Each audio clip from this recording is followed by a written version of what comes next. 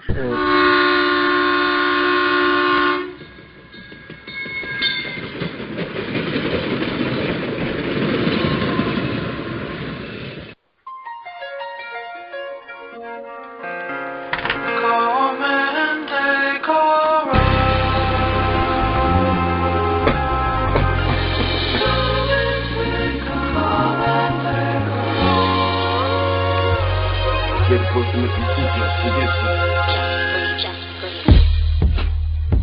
Thank you for taking a ride on the Freedom Train podcast series. I'm your host, Joseph Gordon. As always, ride with me is my mother-loving home Skillet, Patrick Irvin, and Jamie Basham. Remember, the Freedom Train is brought to you by PAX Inc. That's PACTSINC. And PAX Inc. is a black advocacy organization aimed at developing the black community to its maximum potential through a focus on economics and education with a trace of hard work, honesty, and integrity. And for more information, make sure you visit www.pactsinc.org. And as always, like I tell you while you on the website, make sure you click around on them tabs.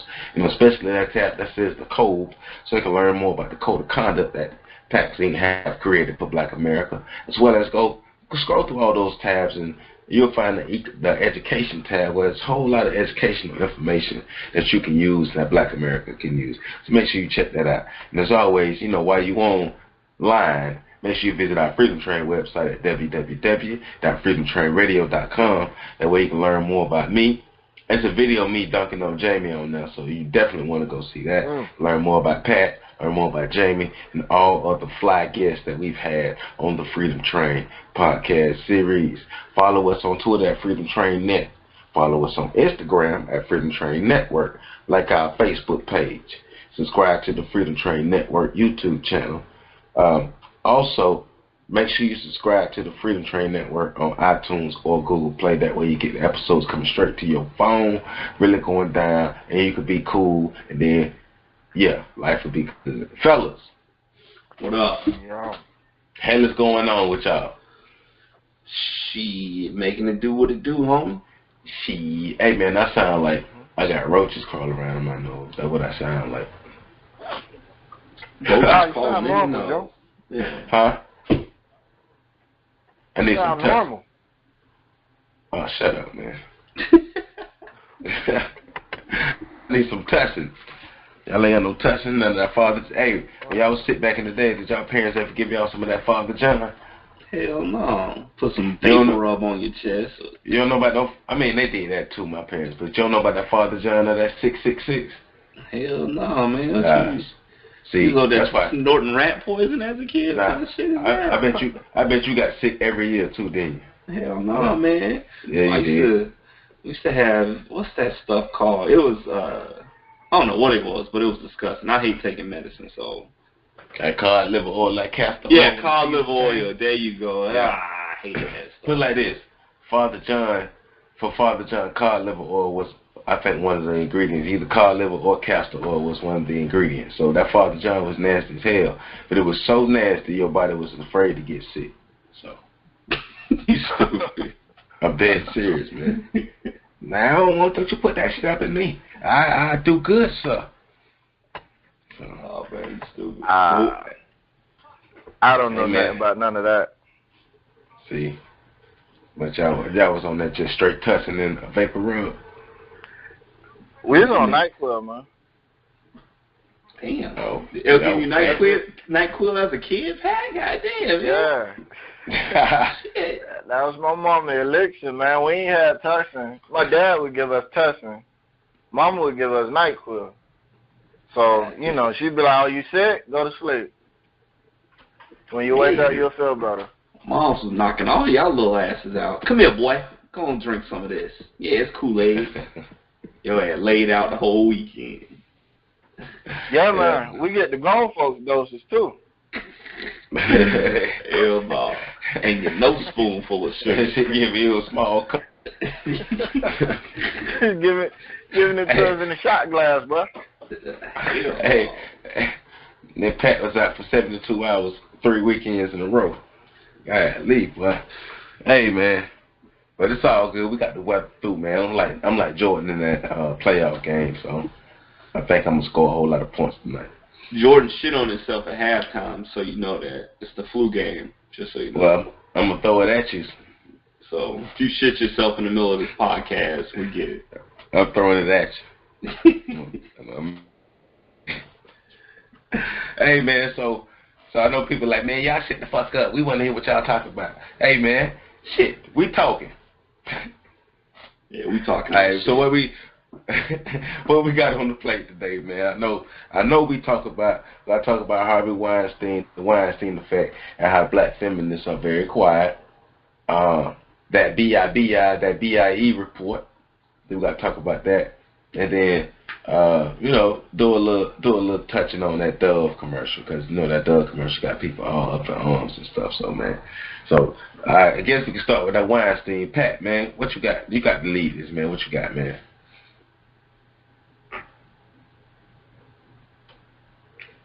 Pat, where you at? Oh, I'm sorry. I was fighting with the mute button, man. Oh, this dude, man, you messed I was up just going through. I was all in my heart, bro.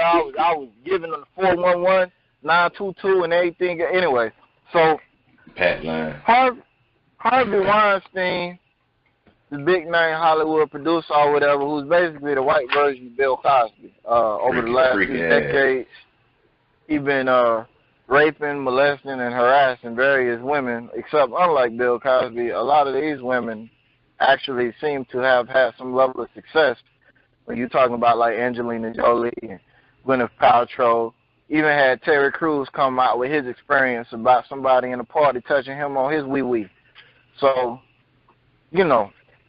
basically, he's going through the run-up. He's still free. He ain't been locked up. And I think, actually, the woman that was the prosecutor that was prosecuting Bill Cosby is actually his defense attorney, or at least a consultant for him.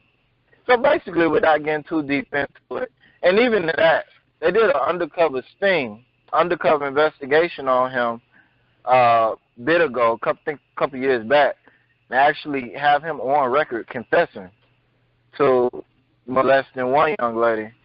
So why he's still free, the world can only guess. But basically, yeah, this is the white Bill Cosby.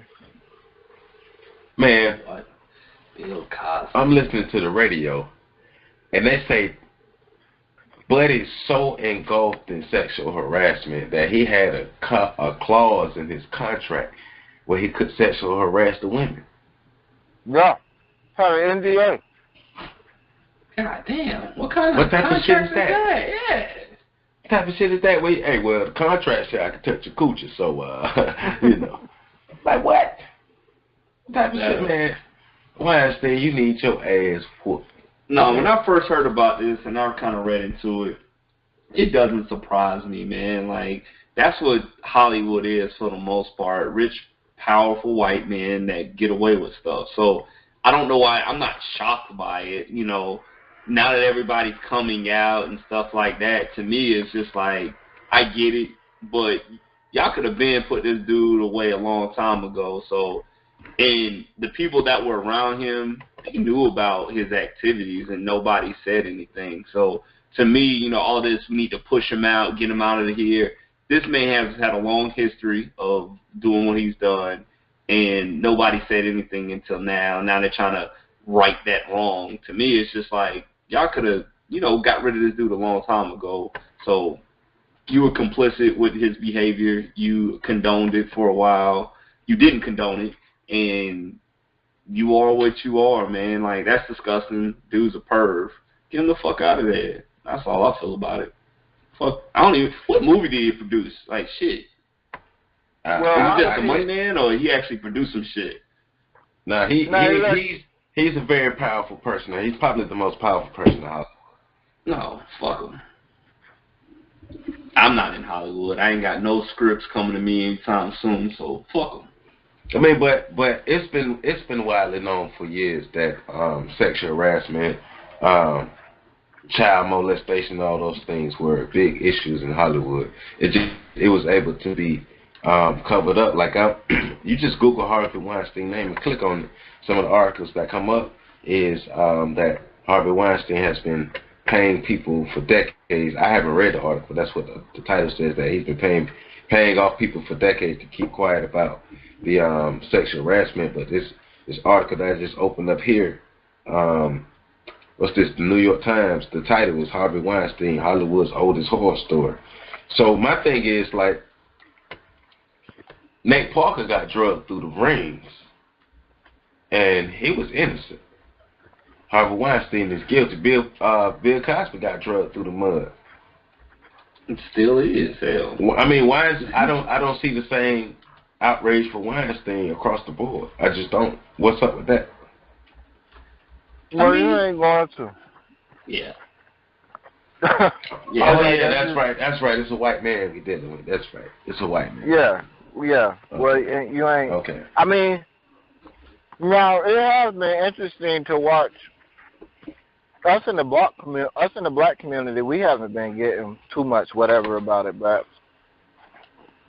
if you go to white Twitter, and I'm assuming since there's a black Twitter, there has to be a white Twitter. If you go to white Twitter, though, it is called Twitter. Well, we're not gonna do that. For me, Twitter is black Twitter, and when I'm talking about non-black Twitter, I'm going to call it white Twitter. See, I'm going to flip that shit on them. They ain't going to like that, but I'm going to do it. So if you go to white Twitter, hashtag white Twitter, you know, they're like Ben Affleck. He's got drugged through the mud because he came out with a statement saying Harvey Weinstein was a horrible human being, and a bunch of white women came out of the woodworks and was like, so are you. You've been harassing and molesting people too. And then he shut up. Matt Damon came out of the woodworks and said that Harvey Weinstein is a horrible person, and then some reporter came out of nowhere and was like, yeah, and you killed the story I had written about him 10 years ago. So it's been real interesting to watch them duke it out amongst themselves, you know, in the white community, amongst the Hollywood elite. But it is interesting for me, like, you know, they keep calling these women heroes for coming forward after 20 years after he done molested 30 people behind them, you know, and they got all of this whole narrative going on. It's real interesting to look at the side of Bill Cosby. Then you're thinking about, like, for me personally, well, one, I don't think these women are heroes. You're an accomplice. If you was the first one to get raped and you ain't say nothing, you're an accomplice to every other woman that got raped after you. That's how I feel. You can hate me for it all you want, but it is what it is. So that's one aspect of it. The other aspect of it is that not only were women signing these contracts with NDAs in them, but other women were going back. Like some women went back 3 and 4 times.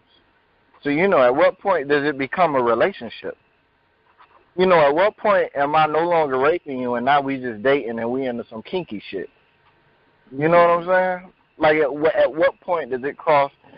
And I know the way I said it was kind of harsh, but you get what I'm trying to say. Like, if you go back 3 or 4 times.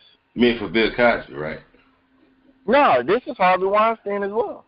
Okay. Some of the women went back to Harvey like 3 or 4 times, you know. Some of the women signed the NDAs. And let's not forget about all of the women who were willing to sleep with him for advancement. Like, this whole culture needs to be addressed from the top to the bottom. You can't address it by just looking at Harvey Weinstein and how fucked up he is. You know, it's other willing participants. But it is interesting to see the black feminists that were willing to drag Nate Parker through the mud. They were willing to drag Bill Cosby through the mud. They were willing to drag us 3 through the mud. You know, we terrorists. We're the white men of the black community, this, that, and the third. But then to see all of these people be so silent on Harvey Weinstein, that is very interesting. Yeah. Hey, don't Harvey Weinstein look like he send meat beat videos to girls? Don't he look like that? I can't sit there and record himself. He's snorting lines of cocaine, sending it to strippers. That's what he's doing. Yeah, Weinstein lame. Like any dude put a clause in the contract to sexually harass women is the lamest motherfucker ever. Like, he's officially the lamest. You know his thing lame look. He got to make you sign up to see it. boy, you got a little ding-a-ling, boy. Hey, speaking of which, we had this dance convention. Nah. Nah.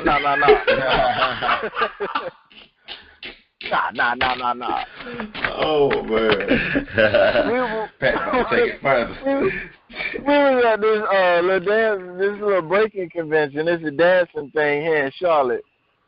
Speaking of pedophiles and molesters and all that other stuff, this momming dude decided he wanted to mime a Thank You Jesus dance or whatever on the stage. And what was interesting was, and this is completely off topic, but it's on topic with molestation. But what was interesting was he chose to dance to R. Kelly. And the irony of the entire situation just really messed with me. I couldn't even enjoy the dance because he talking about you saved me, thank you, Jesus, listening to a man who been molesting 15-year-old girls and peeing on them and kidnapping them and all this other. It was real amazing. So, anyway, that's all. I'm done. R. Kelly can sing though, so when you can sing, you know, certain things are okay for you to do, I guess. That's how we see R. Kelly. Pat, you a hater because you wasn't inspired by I Believe I Can Fly. That's why you saying that. Yeah. No, and the cornrows that he had. You wasn't inspired by the cornrows that Kelly used to wear. I mean, you know, I was just like that. You know, we doing inspirational dances to Jesus Christ made by a dude that play around with little girls. That's just amazing to me. Thank you, Jesus. Well, was the song good? Yeah, I mean, but it's like you was touching on something earlier. You was talking about the culture of rape, and yeah, we make a joke, we cracking. Yeah, we're gonna crack jokes on R. Kelly and Weinstein and people like that. You're gonna get that from us. In the midst of this, we're gonna talk about that ass. But the overall thing is the culture of rape, and Pat was hitting on it. He just said it in a mean way, so I'm gonna say it in a nicer way. But the culture of rape cannot exist if it's not upheld by both sides, both male and female. And for the culture of rape to still be able to exist the way it exists, that means it hasn't been properly handled by both sides, both male and female. And so, because think about the buy-in that it had to take overall for somebody like Weinstein to be able to operate the way he's operating. That's right. If it's like Hollywood's biggest known secret, well, shit, I mean, how long would y'all plan on making this a secret or keeping this a secret? Like, y'all know people, because it's the same thing as like Joe Paterno over at Penn State. Joe Paterno knew his homeboy was hitting little boys and ain't do nothing about it. He knew about it for years. Yeah, so we talk about a culture. A culture cannot exist without the buy-in from all people. And not saying all people, as in every person in America buys into the culture of rape, but at some point or in some shape, form, or fashion, too many people are able to operate or uphold or keep this culture going, and we all know it's messed up, and we all know these are things that we don't want. So we can't. Then we're gonna point our finger at Weinstein and we're gonna get on his ass, but it goes deeper than just Weinstein as well, and it comes with critical thinking. Like, who else was buying into this? That's a fact. A lot of people, apparently. Yeah, because, again, going back to Ben Affleck, one of the ladies, again, on white Twitter, when he made his statement, she was like, I told you that he did this to me, and when I told you, your words was, damn it, I told him to stop doing that.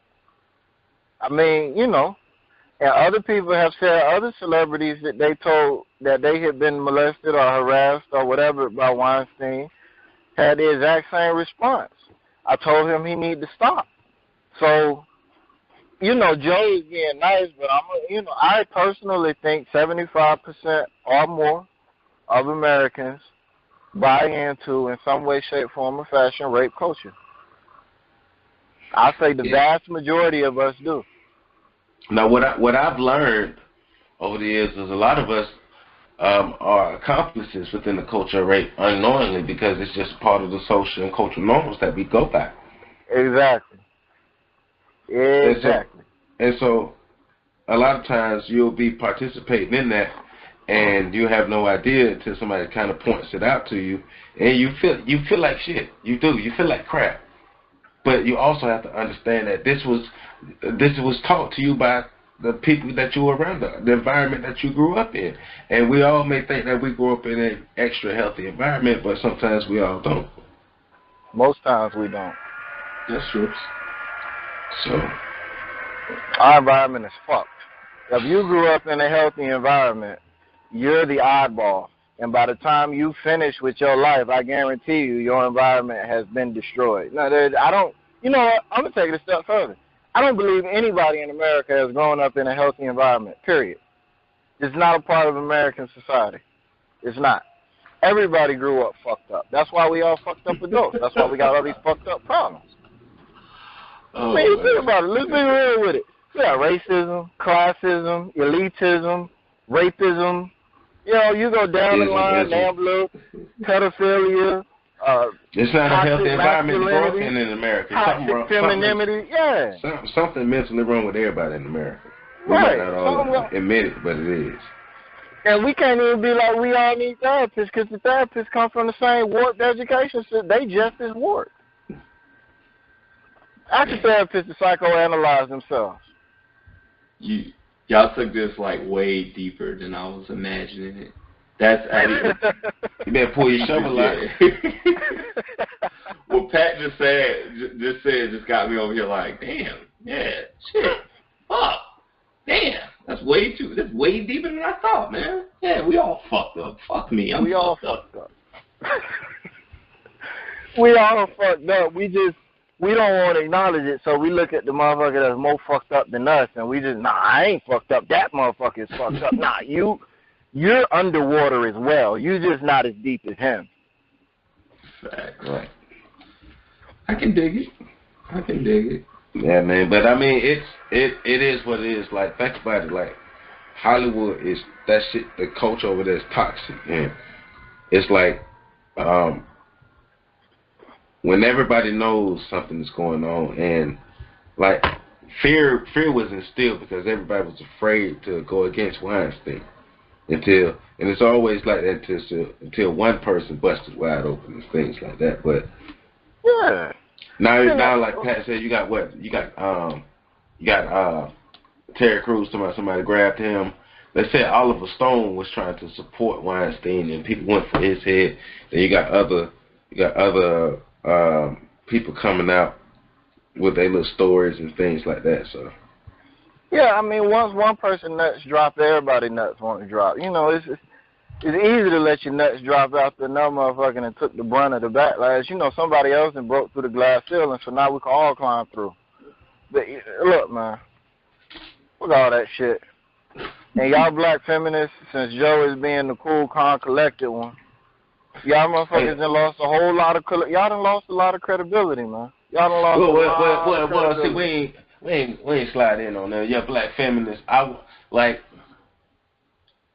just for the feminism alone, y'all supposed to be all digging all up in Harvey Weinstein's ass right now. Y'all supposed to be dragging Weinstein through the mud right now, just off the strength of y'all not liking what's going on to women. Y'all ain't talking about nothing as usual when it comes to a white man, especially a white man in a powerful position. Of course not, man. That defeats the whole purpose of what they kind of stand for. But when it comes, I guarantee if this was a black man that had, you know, a lot of power in Hollywood in this same position, they'd be all out, you know, all these articles about us being terrorists and shit. They would try to, you know, this justifies it. They would be going, you know, complete Hamilton on our ass. And that's why I try to, I always cringe when I see people, well, not people, a lot of my sisters out there with this feminism type deal. It just does, like, feminism is not for black women. And it's going to take, you know, a little bit of time for, you know, some sisters to get that, but it's not for y'all. It was never designed for you. It was never, ever designed for you. But see, when we say something like that, people think that you're saying women shouldn't be feminists or shouldn't fight for women's rights, and that's not what nobody's saying. So if anybody that's thinking that ain't what we saying, what we saying is we're tired of seeing black women align themselves with groups of people, black men included, not all, but black men included, groups of people who continuously let her down. And white women and black men are two of the ones that are at the top of the list. But right now we're talking about their allegiance with white women. And white women are always letting black women down. Always black women down. Matter of fact, every group of people on this earth have always let black people down. So, of course, they're letting black women down. Nobody's an exception. Black women are always getting fucked over and always being expected to be at the forefront of everything. People always expect black people to be at the forefront of everything, but are always letting us down. But see, the thing is, what we're saying in this is we see how black women go hard when it's the limelight being seen as a predator, but when a white man, especially a white man with power, is being seen as a sexual predator, black women silent. What's up with that? I'll tell you what's up. They won't admit that their emotions and their introduction to feminism has groomed them in such a way that they have a natural vendetta against their men. Not against men, period. Their men. Now, they do have a bit of a beef with men in general, but they're willing to overlook that when it comes to other men. When it comes to their men, they're not willing to overlook it. And look, as a man, I don't have a problem with being held to a higher standard. I really don't. But I do have a problem when you hold me to such a high standard that I have no hope of attaining it as an individual. Now, if you want to hold us as a collective accountable, cool. We hold each other as a collective accountable all the time. You know, like Joe just said, as a collective, black men need to step up. But when y'all come at us, y'all don't come at us as a collective. And when y'all do, it's very broad-brushed.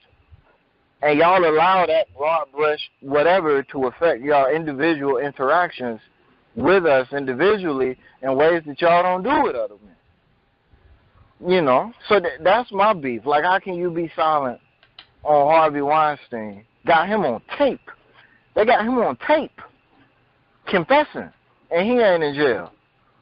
The number is still climbing. But like you said, Nate Parker was innocent. And they didn't get that brother no slack. Jesus Christ. I mean, that dude, you would think he was walking up. Look at the police officer that was all up in the hood raping them black women. He had raped, what, like 10 black women or something like that in the hood? You ain't hear a peep. You ain't hear a peep. But they gave Bill Cosby to work. It's just, I think they're programmed to when it's a black male to go extra harder. And I don't know why. Why would that be their motivation? If the thing is, if your values are the same, it shouldn't matter what race the male is. Everybody should collectively go hard on them. But with black feminists, they kind of, cherry pick, or they are told who they need to go after for whatever agenda or purpose. So, they're groomed to be the attack dogs, because a white woman can't go after a black man. She can't. Right. She can't. So what? Right.